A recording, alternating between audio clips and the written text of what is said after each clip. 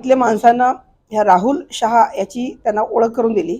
त्यांना आश्वासन दिलं की मी तुम्हाला बँकांमधून 2-3 करोड लोन आरामात करून देतो, फक्त माझ्याबरोबर यावं लागेल.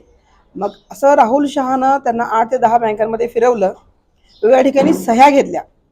लोन तर त्या माणसाला 2-3 महिने मिळालंच नाही. तदनंतर मात्र त्याला बँकांचे कॉल यायला लागले, शोरूममधनं कॉल आले, तुमची गाडी डिलिव्हर झालेली आहे, गाडी डिलिव्हर झालेली आहे, मेसेज यायला लागला, इतकं लोन तुम्हाला पडलेलं आहे.